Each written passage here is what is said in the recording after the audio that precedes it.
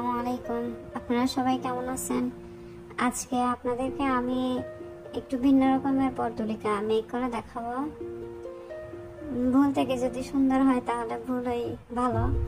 আমি আসলে একটা ভিন্ন রকম পর্তুলিকা মেক করতে গিয়েছিলাম, কিন্তু সেরকম আমি পারি নাই, এটা অন্যরকম হয়ে গিয়েছে। তবুও আমার কাছে অনেক ভালো লেগেছে। আপনাদের কাছে কেমন লাগে কমেন্ট করে বলবেন। আমি ফার্স্টে অনেকগুলো পাপড়ি মেক করে নিয়েছি, দেন একটার পর একটা সবগুলো লাগিয়ে নিচ্ছি।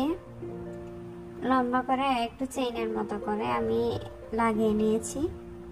তারপর আমি মুড়িয়ে নিব, এটা একটা কলির মতো শেপ আসবে। আপনারা যারা আমার চ্যানেলে নতুন আছেন সবাই সাবস্ক্রাইব করবেন, লাইক কমেন্ট করবেন।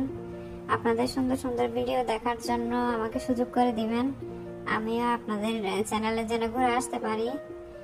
সো এখন আমি আরো কতগুলো পাপড়ি অ্যাটাচ করে নিব কলির সাথে। অনেকগুলো পাপড়ি মেক করে নিয়েছিলাম আমি।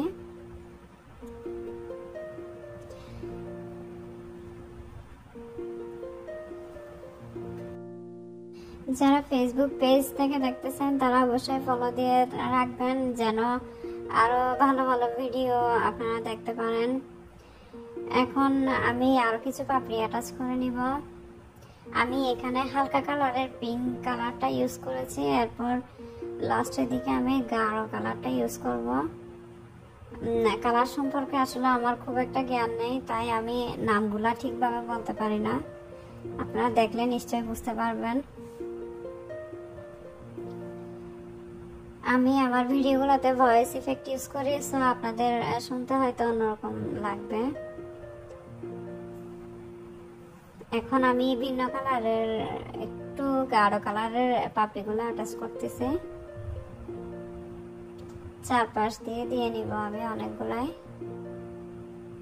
অনেক ইজি, ফ্লাওয়ারটা মেকিং একদম ইজি।